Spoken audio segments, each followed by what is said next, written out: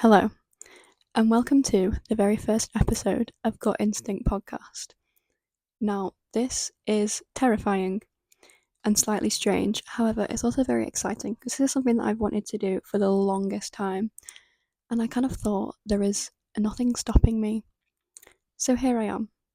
It's nighttime, I'm in my pajamas, we have some cute lighting, and I thought we could just make it very chill. Kind of like a cute little nighttime chat. I don't know how cute it's going to be, probably not cute at all, but we'll see. I also have my laptop next to me with some notes because I will go off track and I will yap, and I don't want to make this too long because it is a long story and I don't want to bore anybody. So if I keep looking over here, that is why.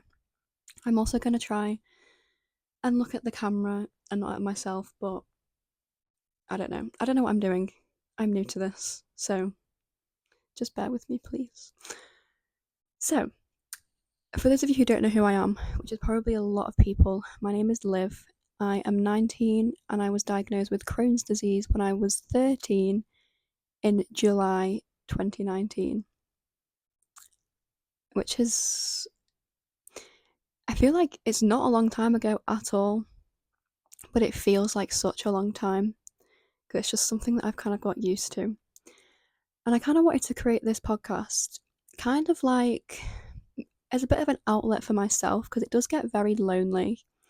And I feel like not enough people talk about it, despite there being like 500,000 people in the UK diagnosed with this, and I know that a lot of them will be younger. There's not a lot of people who talk about it. There is people that talk about it, but from what I've seen, they're a lot older, and there's nobody really from a younger perspective who talks about it. But I'm so open, and I will happily talk about what I've been through and what I go through because I just don't care. I'm so open, I'm so happy to talk about it, but not enough people do. And I feel like it's also very misunderstood. I feel like a lot of people just think it's like going to the toilet a lot, but it's so much more than that. And again, so many people go through this. So if by making this podcast I can help at least one person who's in a similar situation or position to me, then I'm happy. And we're all good. So let's start with what is Crohn's disease, or IBD as a whole? So IBD, inflammatory bowel disease, there's two main types, which are Crohn's and ulcerative colitis. Now, they are basically the same. The symptoms are pretty much the same, so it's like loose stools a lot of the time with blood, a lot of stomachache, fatigue, weight loss, loss of appetite, but there's also so much more. There's so much that comes with this, but they're the kind of main like 5 symptoms. And Crohn's and colitis have mostly the same symptoms and mostly the same treatments. However, Crohn's affects from your mouth to your rectum, which is lovely to say online. So it's your whole kind of digestive tract, and then colitis affects mainly just your colon and your rectum, I believe. But that's not to say that since it's such a small area that it's any less, or that Crohn's is any more. They're both as bad as each other. There's not one that's worse. And some of the stories that I've seen from what other people have gone through, it's absolutely horrific. They're both as horrific as each other. So, let's talk my kind of story, my experience, and everything that I've kind of been through. So, if we go back to when I was a kid, I was just always a very ill kid. Like, there was always something wrong with me. I was always off school. I always had some sort of tummy ache or something. There was always something. And the story kind of starts in 2016, 2015, when I was in year 6. So I was 10, 11. And I, again, was having tummy ache all the time, having so much time off school. And I started complaining to my mum that I was having this, I called it chest pain. it was like a stabbing pain, kind of like here, but it would often like spread like all around here. But I would describe it as chest pain. And so obviously, for me as a 10-year-old to tell my mom that I was having chest pain, she was obviously very, very concerned. So we went to the doctors, and initially they kind of had no idea what was wrong with me, but they told me that I had something called costochondritis, which was the first kind of misdiagnosis, and there's a few misdiagnoses in this story. This was the first one.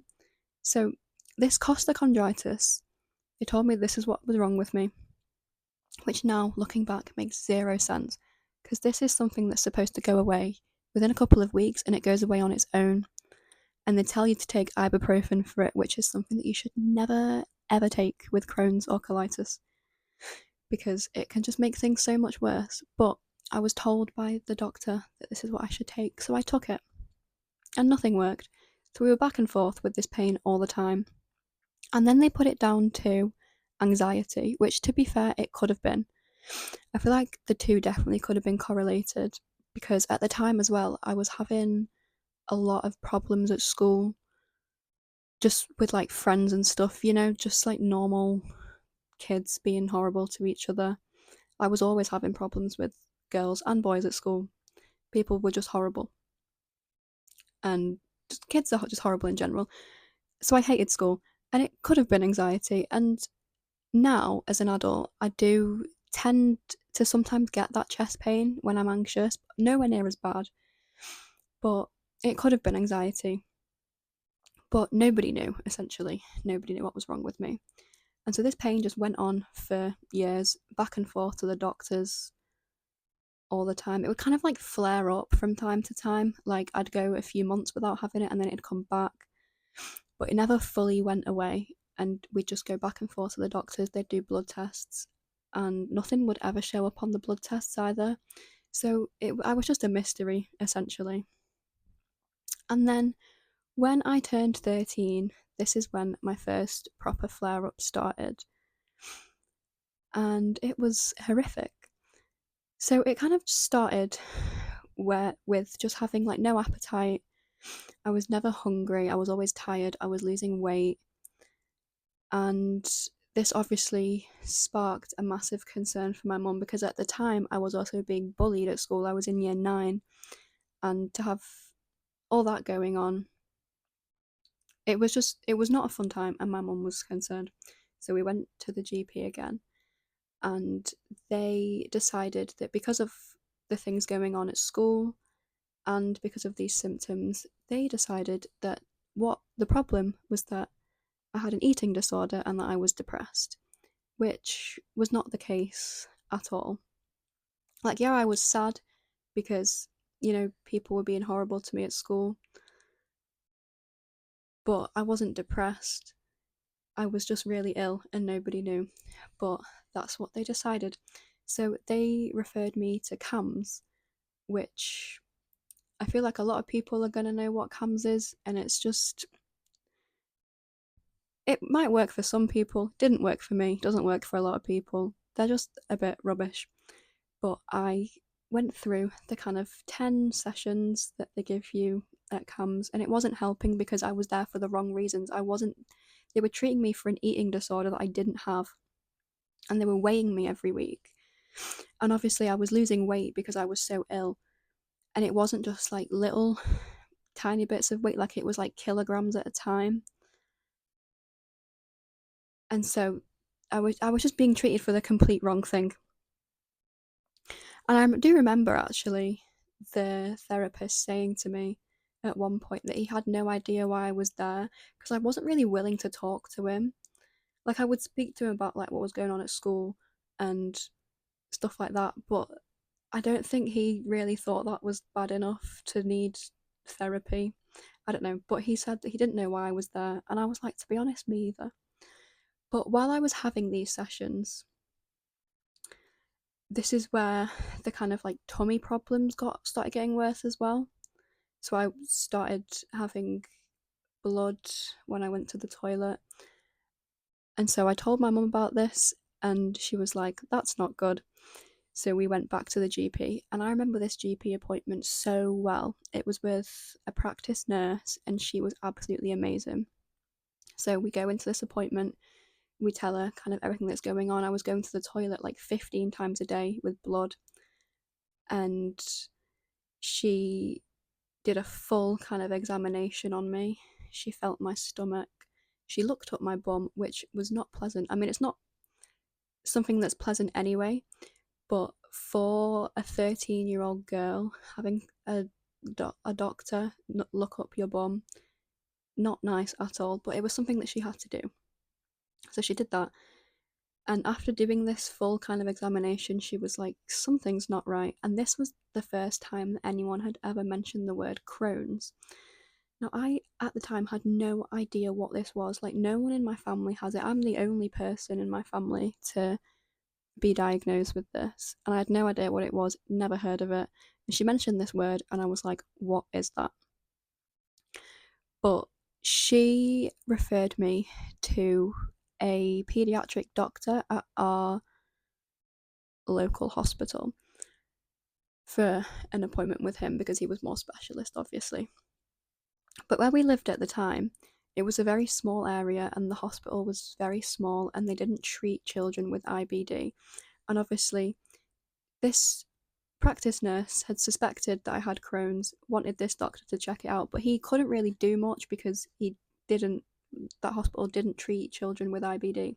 So he referred us to another hospital, which was a bit further away. But he also took one look at me and decided, yeah, something's not right. This girl needs to be tested for Crohn's.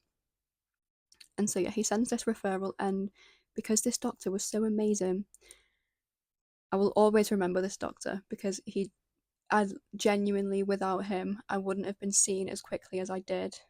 And I probably would have got a lot worse. I dread to think what would have happened, to be honest, if he wasn't so great. So, yeah, he referred us to this hospital. And we get seen within a week because he'd pushed for it. And I'm so grateful for that.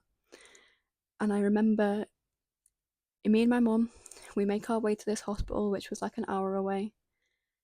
And we were so excited because we were like, yes, we're finally going to get some answers. You know, we've gone so long without having answers, no idea what's wrong with me. And so we get to this appointment, and I remember it being an absolute train wreck. The doctor he was kind of just like, yeah, well, she might have Crohn's, like, we'll order a colonoscopy for 3 months' time or something like that. And my mum absolutely lost it. Sorry for exposing you, mother, but she was not happy at all because I was so ill. I was deathly ill.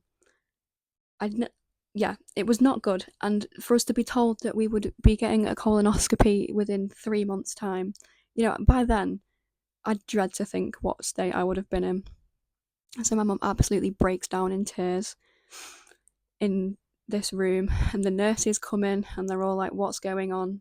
And my mum says she stood there saying that she's not taking me home until somebody tests me for something, and she was not happy. We did end up leaving despite her saying that she wasn't going to take me home. But when we were in the car on the way home, we get a phone call from the doctor that we'd just seen, and he said that they would be admitting me to hospital the next day for bowel prep, and the day after that I would be having a colonoscopy and endoscopy. Now, if you don't know what a colonoscopy and endoscopy is, it's where they put a camera up your bum and down your throat, and it's attached to like a long kind of rod kind of thing that like goes inside you and then bends all the way around. And this is so that they can see everything that's going on inside you. And the prep that you do for this is take laxatives so that you're completely clear, so they can see any kind of inflammation and just see everything that's going on. So the next day, me and my mum, we make our way to the hospital, and the hospital wanted me to do the prep in the hospital because they wanted to monitor me as well.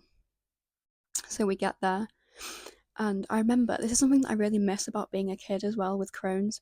It's just the children's ward and the children's nurses, they're all so lovely. And I had my own little room with my own bathroom. It was like a hotel. It was great. Now it's nothing like that. It's pretty horrific now as an adult, but that's besides the point. So yeah, we get to this hospital, we get to this room. It was so nice. And they start me on this bowel prep, which is probably the most disgusting thing I've ever drunk. You drink a lot of disgusting things with this illness. It's horrible. But it was like a powder that they dissolve in water, and it was supposed to be flavoured. It wasn't. It tasted minging. And I had to drink 2 jugs of it. So I was completely clear. And I just remember struggling so much. It was just grim. And by the time you get to the end of it, the powder is kind of like more, I don't know what the word is. It's more there. It's less dissolved, more concentrated. I think that's the word. I don't know. But it was just vile. But I got through it. I drank all of this stuff. I was also nil by mouth, so I wasn't allowed to eat anything. I lie. I was allowed to eat jelly and clear sweets, not red ones, because apparently that could be mistaken for blood. But I was allowed to eat jelly and sweets and drink orange squash. No kind of red squash again, because they don't want to mistake it for blood. So I was allowed to have all that up until a certain point where you are nil by mouth and you're not allowed to have anything. So yeah, I drink all of these laxatives. I'm going to the toilet even more so than I was doing before, and I was going to the toilet a lot before. So I thought I'd be used to it. I was not. It was horrific. But it got to a point where I was obviously empty, as yeah. So I drank all this stuff, and then it got to a point in the evening where my mum had to go home. And obviously I was staying over because I was having this procedure done the next day.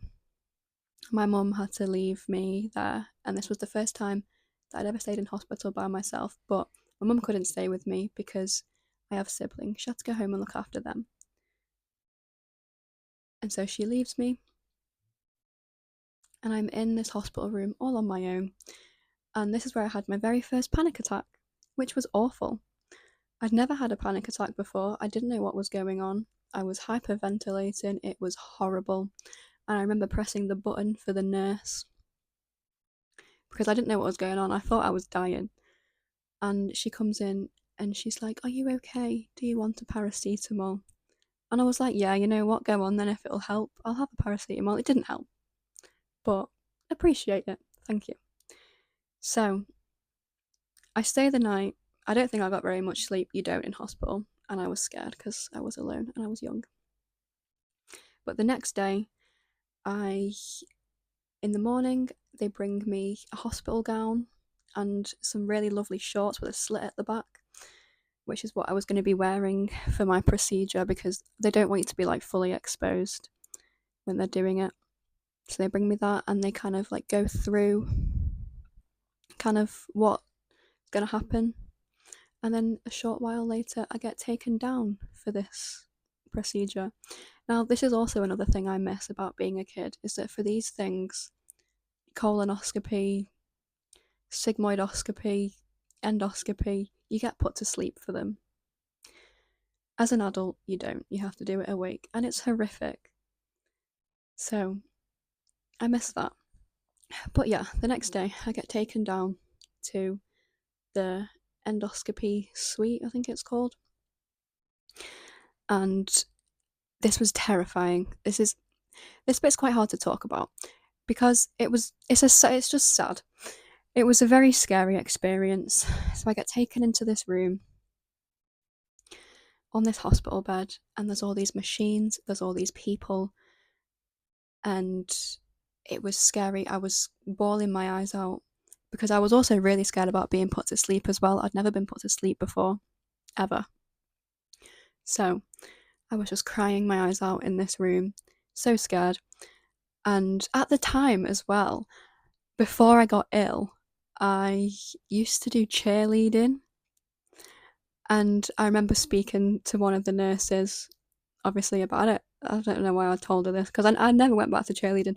But I remember telling one of the nurses, I was like, oh yeah, I can't wait to get back to cheerleading. And I was like there on this bed, bawling my eyes out. And I think she was the anaesthetist, I think it's called, actually. And she comes in with her little stuff, and she's like, right, come on, let's get this girl back to cheerleading, which is quite funny to think about now, because I never went back. But yeah, I'm in this room with all these scary things, and they start putting me to sleep, and I just remember crying. I was holding my mum's hand, which is a really sad thought to think about. They put me to sleep, and they do the thing, and I think it took them quite a while. I don't know on average how long these procedures kind of last, but I think it took them quite a while, because my mum's mentioned that to me at some point, that it took them a while. I think she was getting quite nervous, but they did it. And I remember waking up. I think I woke up upset still.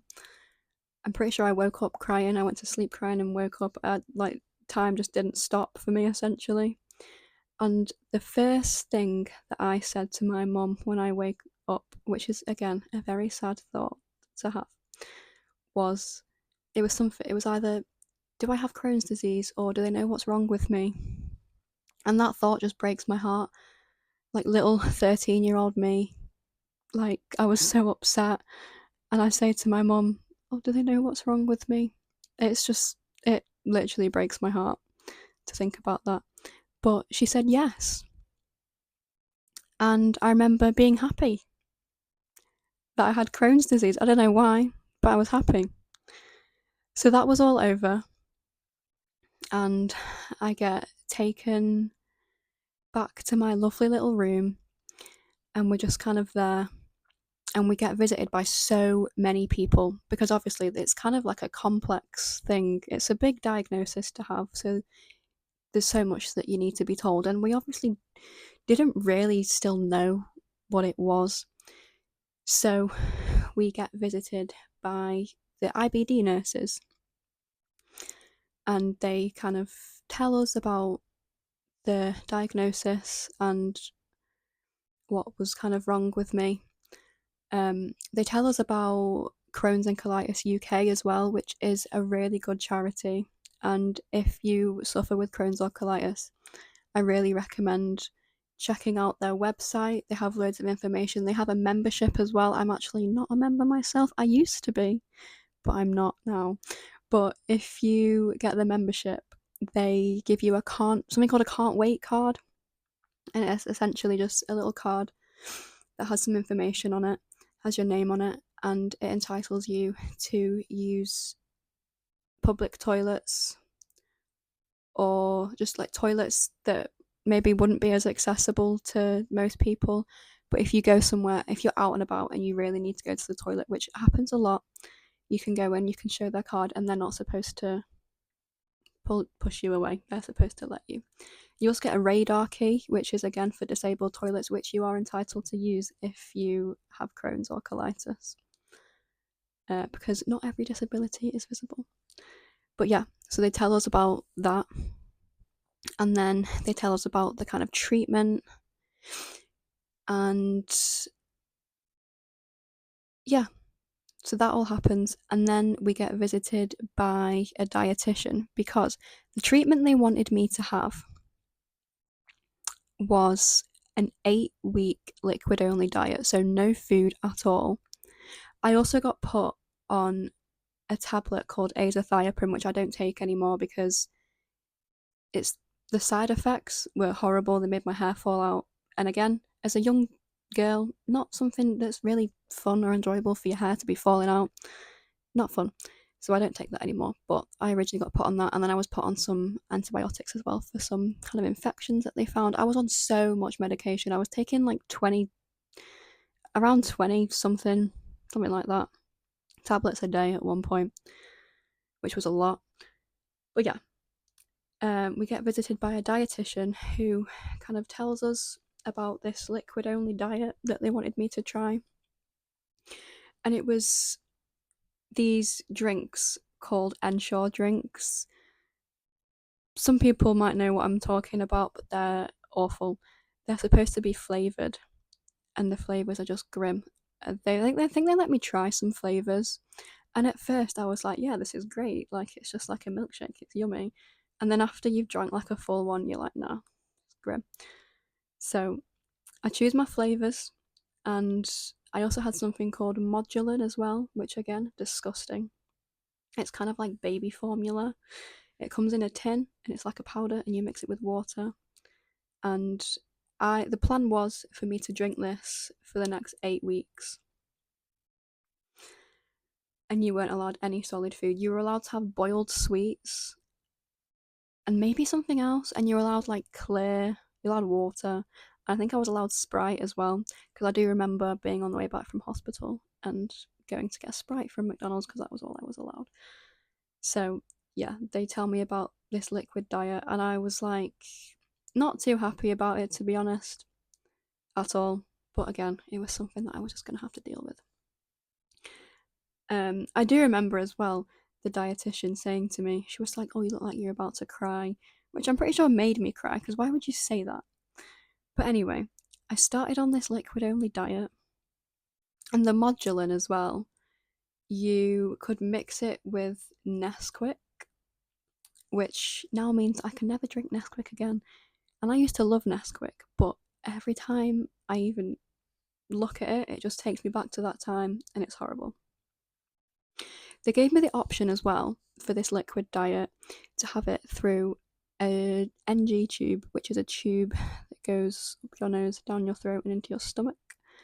Or they told me I could drink it, and I chose to drink it because, again, I'd already experienced bullying at school, and I didn't want any more bullying for having a tube up my nose, so I chose to drink it. So, I'm still in hospital at this point as well, and I'm there for, I think I was there for 1 or 2 more days, and then they let me go home. And I was in hospital drinking this disgusting liquid, and then they let me go home. So we go home, and I think I was still pretty weak at this point as well, because I was still so ill. Like, I'd had loads of medication in hospital, and I was on so much, but I was still quite ill. So I went home, and it was very much just like I sat in my pajamas all day and did nothing, watched TV, drank this stuff. And then I was sat in my kitchen. It was the morning, I think it was the morning after I got discharged. I was sat in my kitchen. My mum had made me my first drink of the day, and I think it was like 4 drinks per day, or maybe it was 8. I actually can't remember how many it was, but it was a lot of milkshakes. But I was sat in my kitchen trying to drink this drink, and I was already feeling sick before I had my first one of the day, because obviously I'd already had so much before, and I was struggling so much to drink it. And again, this is a really sad thought, to think of little 13-year-old me.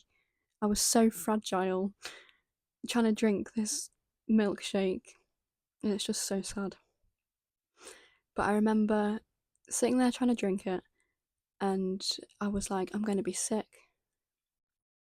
And so I say, please get me a sick bowl, because I didn't think I would make it to the toilet either, and I was so weak I probably wouldn't even been able to. So someone gets me a sick bowl, and I throw up everything that I just drank, and I think I just went grey. Like, I was so not well. And so we ring the hospital, and they tell us to go back in. So we go in, and I remember they put me in another little room, and I'm just there. I wasn't allowed to eat either. I think they gave me some fluids through an IV, but I wasn't allowed to eat. And I also remember passing out in the car park as well at the hospital when we got there. I opened the car door, and I think I just fell back, and then my mum had to carry me in to the hospital because we couldn't find a wheelchair either, so she was there with her hands under my armpits, like walking me to this place. Horrific times. And so yeah, we sit in this hospital room. Nothing's going on, nothing's happening. They're not giving me anything, they're not letting me eat. and my mum says to the nurses, I'm going to take her home. I'm going to discharge her myself because I'm not sitting here for you to not do anything and not let her eat. Or I don't even think I was allowed to drink. I might have been, I don't know. But she discharged me against medical advice. And best thing she ever did, honestly, because they weren't helping me. I was just sat there in agony, probably still throwing up. I was not well. And so we go home, and on the way home, we were also there for hours. I don't think we got home until like 10, 11 at night, and we'd gone in the morning. So it was just 10 hours of nothing or something like that. But yeah, on the way home, my mum gets me a McDonald's. And bear in mind, at this point, I hadn't had any food, solid food, for a good few days, like since before my colonoscopy. So probably like 2, 3 days. And so eating was so weird. And I remember my mum getting us loads of food, and she was just like begging me to eat. And it just felt so weird to be eating a chicken nugget after drinking these like disgusting drinks. But I don't think I managed a lot either because my stomach was just probably so sensitive. But yeah, we get home, and I think the next day, because obviously we'd discharged me ourselves, I'm pretty sure the hospital rang us and said that they could offer me the next best treatment, which was steroids. Now, anyone with Crohn's or colitis or any kind of like chronic illness, I'm sure you'll know the joys of steroids. I'm on them right now for a recent flare up, and it has been awful. They make you feel so much better, it's just the side effects are horrific. But they said they were going to offer them to me, and they said, it's the next best treatment. And I think they're very hesitant to give them to kids. Like, they will offer the liquid diet first because it's better for you, for a kid anyway. So they're very kind of hesitant, and it's very much a last resort, but this was the last resort. So we go to the hospital, and we're waiting on these steroids, and it starts with 8 tablets per day and an omeprazole because they like really ruin your stomach lining. So it's like 9 steroids per day, and then on all these like other antibiotics and stuff that I was taking as well for all these infections that they'd found. I was taking loads of tablets per day when I got put on these steroids, but they gave me them, and so I started, and they made me feel so much better instantly. Like, this is like, I hate steroids so much, but they are great. Like, they do make you feel so much better, and I'm so grateful that they gave them to me because I think within like 2 or 3 days I was feeling so much better. But yeah, they gave me the steroids, and everything, my life literally changed, basically. I put on loads of weight, I looked different, I just looked different, but I felt so good. So I am very grateful that they gave me those steroids. Although I was only supposed to be on them for 8 weeks, and they took a bit longer. Like, well, I think once I started tapering down, because you taper by 5 milligrams, I believe, per week. So it goes like from taking 8 tablets to 1, and then you're done. And they started me on 40. So, but I do think that I was on them for a lot longer. I think I was ended up being on them for about 3 months because they didn't work as quick as they should have done. Or I think once I started tapering, they kind of stopped working for a bit, so they kept me on like a steady dose for a bit. But they made me feel so much better.